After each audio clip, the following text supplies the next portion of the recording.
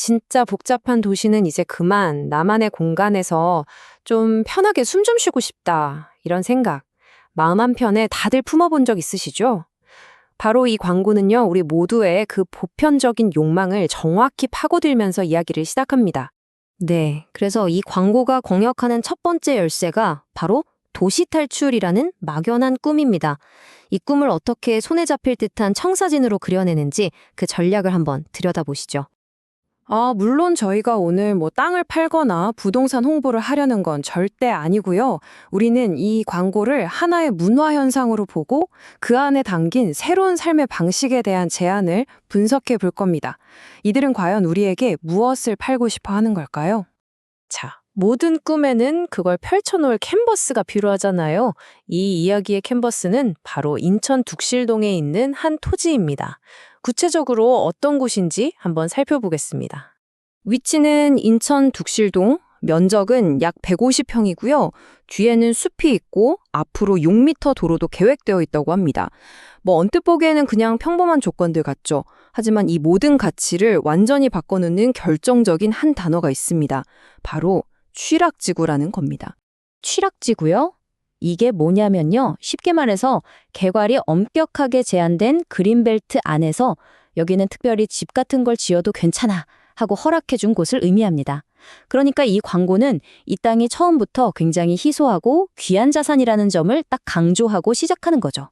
네, 이 땅이 꽤나 가치 있다는 건 확인했습니다. 그럼 이제 가장 중요한 질문이 남았죠. 그래서 이 땅으로 대체 뭘 할 수 있는데 광고가 제시하는 구체적인 비전을 한번 따라가 보겠습니다. 광고가 그리는 그림, 이게 아주 구체적입니다. 1층은 일하는 공간, 2층은 가족들을 위한 공간으로 딱 분리하고요. 마당에는 텃밭도 가꾸고 연못까지 만들려고 제안해요.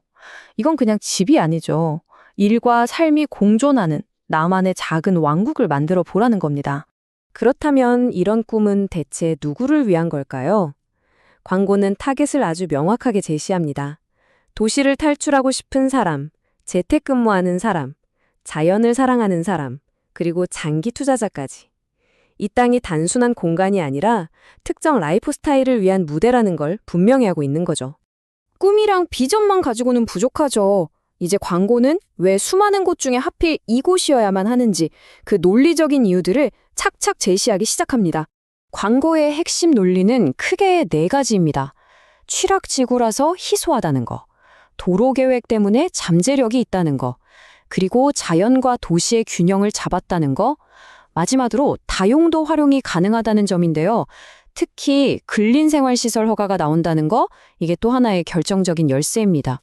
근생, 즉 근린생활시설 허가가 난다는 건 이 집에서 작은 가게나 사무실, 공방 같은 상업활동을 할 수 있다는 뜻입니다.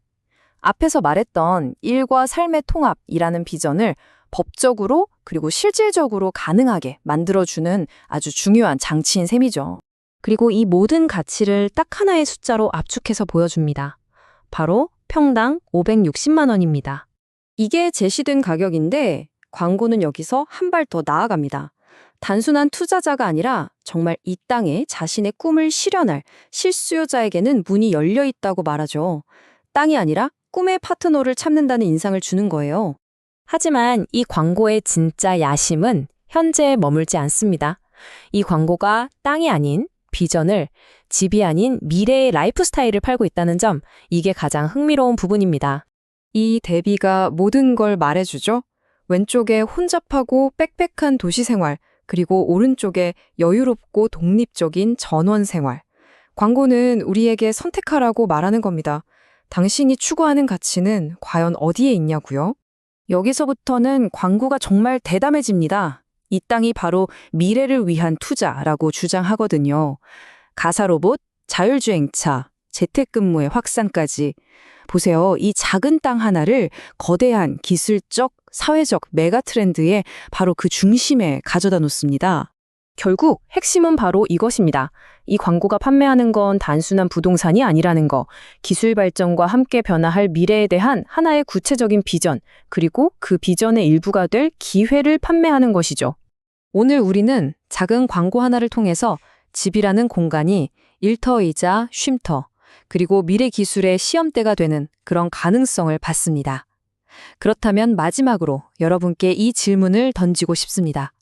기술은 우리가 집이라고 부르는 이 공간의 의미를 앞으로 어떻게 바꾸게 될까요? 이 질문을 남기면서 오늘 분석을 마칩니다. 도심의 그 복잡한 교차로를 지나거나 빽빽한 빌딩 숲 사이를 걸을 때 말이죠. 문득 조금 더 숨통 트이는 공간에서 살고 싶다. 이런 생각, 지금 이 방송을 듣고 계신 여러분이라면 아마 한 번쯤은 해보셨을 겁니다. 네, 맞아요. 누구나 마음속에 품고 있는 로망 같은 거죠. 그렇죠. 하지만 막상 도시가 제공하는 그 압도적인 인프라, 그리고 경제적인 효율성, 이걸 포기하기란 정말 쉽지 않거든요. 사실상 거의 불가능에 가깝다고 느끼시는 분들이 많습니다. 네, 그래서 오늘 저희가 파고들 이 깊이 있는 탐구의 주제가 바로 이 팽팽한 딜레마의 한가운데를 관통합니다. 오늘 저희 책상 위에는 아주 흥미로운 자료가 하나 놓여 있는데요. 바로 인천광역시 계양구 득실동 일대의 전원형 주거부지 매각 안내문입니다. 매각 안내문이라고 하니까 그냥 흔한 부동산 매물 소개인가 하실 수도 있겠네요. 절대 아닙니다. 단순히 매물이 시장에 나왔다는 소식을 전해드리려는 게 아니거든요. 저희는 오늘 이 한 장의 안내문을 하나의 거시적인 케이스 스터디로 다룰 예정입니다. 네, 아주 흥미로운 접근입니다. 이 15평 남짓한 땅의 조건들을 하나하나 뜯어보면서 현재 대한민국의 주거 문화가 어떤 변곡점을 지나고 있는지 분석해 보려고 합니다. 그리고 기술의 발전이 부동산의 미래 가치를 어떻게 재편하고 있는지 그 이면의 논리까지 추출해보는 거죠. 맞습니다. 오늘 우리의 미션은 아주 명확합니다.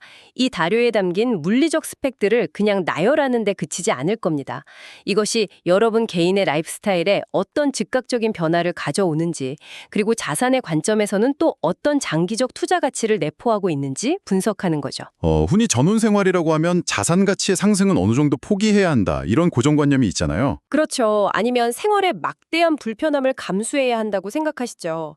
하지만 오늘 이 둑실동 부지의 조건들을 경제적, 법적, 그리고 기술적 맥락에서 교차 검증해 보면요. 그동안 우리가 부동산을 평가해오던 기준 자체가 흔들리고 있다는 걸 여러분도 분명 발견하실 수 있을 겁니다. 자, 그럼 본격적으로 이 텍스트들을 하나씩 해체해보죠. 가장 먼저 눈에 띄는 건 역시 공간의 물리적 조건입니다. 네, 대지 면적 이야기부터 해봐야겠죠. 자료에 따르면 이 부지는 분할을 통해서 단독 필지로 약 150평의 면적을 제공한다고 명시되어 있습니다. 사실 서울이나 수도권 핵심 요지의 아파트에 익숙한 분들에게 나만의 대지 150평이라는 건 쉽게 체감되지 않는 규모일 수 있거든요. 네, 아파트 평수랑은 완전히 다른 개념이니까요. 맞아요.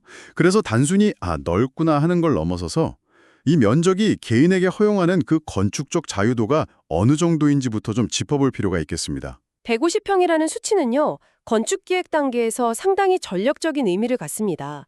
도심의 협소주택 보셨죠? 네, 막 층수만 높게 쌓아올린 집들이요. 맞습니다. 그렇게 수직으로만 공간을 쌓아 올려야 하는 한계를 벗어나서 수평적인 확장이 가능한 유효 면적이라는 뜻이거든요. 대지 면적 150평이라면 법정 건폐율을 보수적으로 적용하더라도 아주 넉넉한 바닥 면적의 주택, 그리고 독립된 주차장이 나옵니다. 프라이버시가 보장되는 야외 조경 면적까지도 타협 없이 다 담아낼 수 있겠네요. 정확합니다. 일종의 스윗 스팟인 거죠. 너무 방대해서 관리가 부채로 돌아오지도 않고, 그렇다고 너무 협소해서 전원의 이점을 설리지 못하는 일도 없는 최적의 균형점인 셈입니다. 저는 여기서 더 흥미로웠던 게 바로 이 공간의 활용 방식이었어요. 안내문을 보면 단순히 2층짜리 단독주택을 짓는 것에 그치지 않더라고요. 근린생활시설 건축이 가능하다는 점을 굉장히 중요한 셀링 포인트로 내세우고 있습니다. 네, 그 부분이 아주 핵심입니다. 1층은 재택근무용 1인 사무소나 공방 혹은 작업실로 활용하고요. 2층은 완벽히 분리된 가족 생활 공간으로 쓴다는 청사진이 제시되어 있죠. 직주일치의 완벽한 모델이죠. 그런데 여기서 명확히 짚고 넘어가야 할 게 있습니다.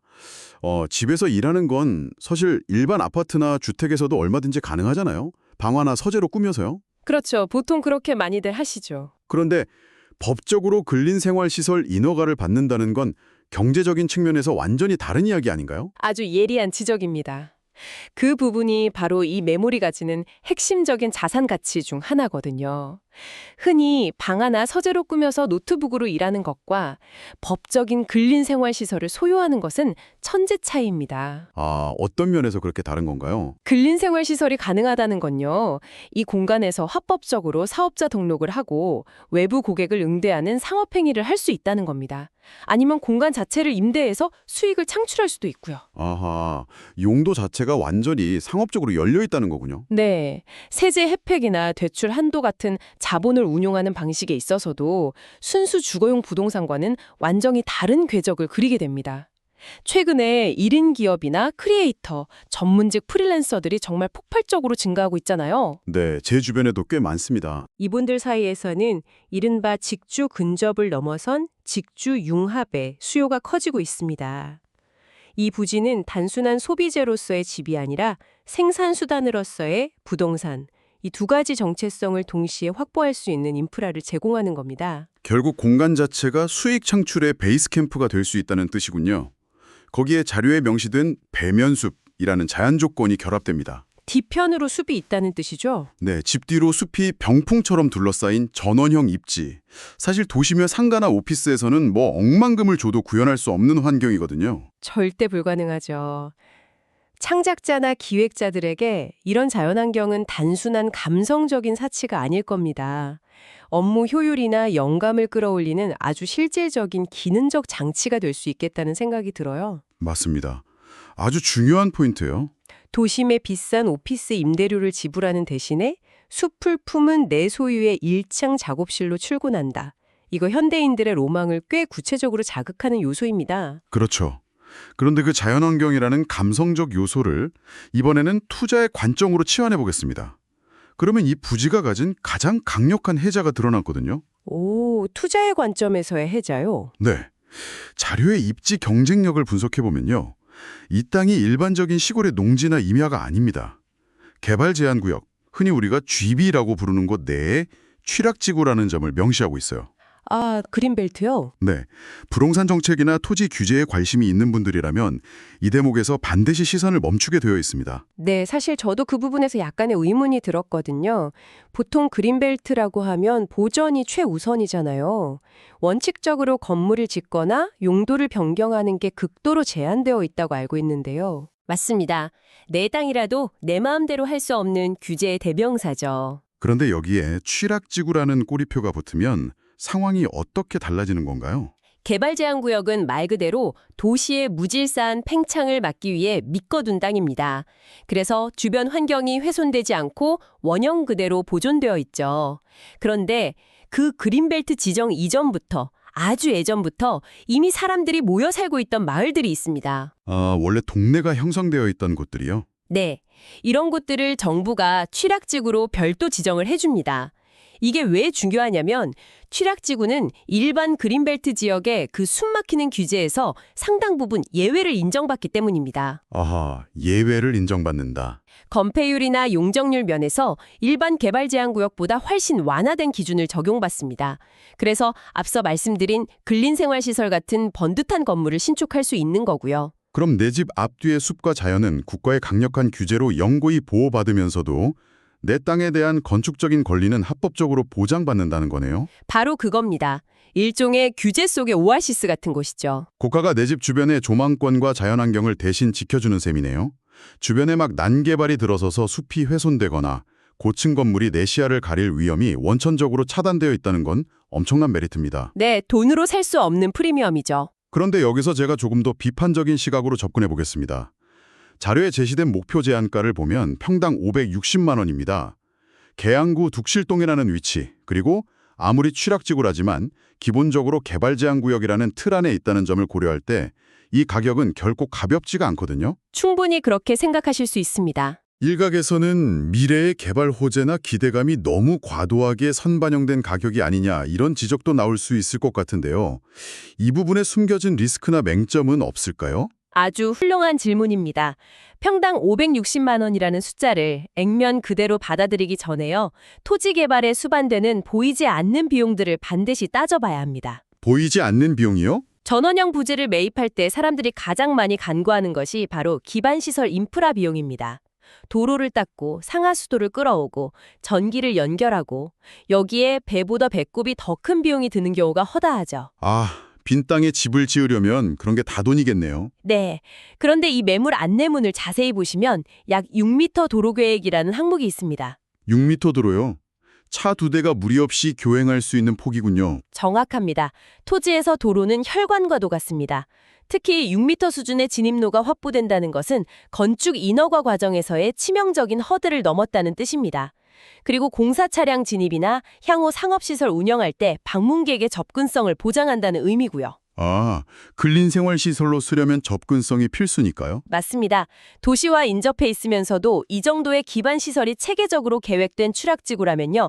초기 매입가는 다소 높게 느껴질지언정 실질적인 개발 리스크와 부대 비용은 획기적으로 낮아집니다. 아, 그래서 안내문에서도 실수요자 중심 협의라는 걸 강조하고 있는 거군요. 네, 단기적인 시세 차익을 노리는 기획부동산식 투자가 아닙니다. 도심의 쾌적성 부족을 해결하고 실거주와 비즈니스를 영위할 실수요자에게 합당한 쾌적성 프리미엄이 책정된 가격이라고 분석하는 것이 타당합니다. 프리미엄을 포함한 총 비용의 관점에서 봐야 한다는 뜻이군요. 그렇다면 이 부지의 현재 가치는 어느 정도 납득이 됩니다. 네, 종합적인 판단이 필요하죠. 자, 그럼 이 논의를 조금 더 거시적인 차원으로 확장해보죠. 제가 이 안내문에서 가장 인상 깊게 읽었던 파트가 바로 미래 가치에 대한 부분입니다. 안내문인데도 불구하고 자율주행 기술이나 로봇 같은 뭔가 부동산보다는 테크놀로지 산업에 어울릴 법한 키워드들이 등장하거든요. 네, 아주 눈에 띄는 단어들이죠. 이게 단순히 트렌디한 단어를 가져다 붙인 걸까요? 아니면 실제로 부동산의 가치 산정 방식이 기술에 의해서 바뀌고 있는 걸까요? 이것은 단순한 마케팅 용어가 절대 아닙니다. 향후 10년 뒤의 부동산 지형도를 완전히 뒤바꿀 핵심 동력에 대한 이야기입니다. 우린 이미 그 기술이 무엇인지 잘 알고 있죠. 자율주행 시대가 온다는 건 누구나 예상하잖아요. 그렇죠. 곧 온다 하고 있으니까요. 하지만 우리가 진짜 집중해야 할 것은 그 기술의 제2차 파급 효과입니다. 2차 파급 효과요? 구체적으로 어떤 건가요? 지금 도심 한복판, 예를 들어서 강남이나 서울 도심의 부동산이 천문학적인 가격을 형성하는 가장 본질적인 이유가 뭘까요? 바로 통근 시간의 단축입니다. 아, 직주근접이죠, 무조건. 맞습니다. 직장까지 30분 내에 도달하기 위해서 사람들은 그 엄청난 주거 비용과 좁고 답답한 환경을 기꺼이 감수합니다. 하지만 레벨 4, 레벨 5 수준의 자율주행이 보편화된다면 어떻게 될까요? 내가 직접 운전을 안 해도 되는 시대 말이죠. 차 안에서 밀린 업무를 처리하거나 넷플릭스를 보며 쉬는 생산과 휴식의 연장선이 됩니다. 이동 시간의 성격 자체가 완전히 변해버리는 거군요. 그렇게 되면 굳이 그 비싼 돈을 주고 공기 나쁜 도심 한가운데의 좁은 아파트에 살 이유가 굉장히 희미해지겠네요. 바로 그겁니다. 공간의 가치를 결정짓던 거리라는 제약이 기술로 인해 소멸하는 겁니다.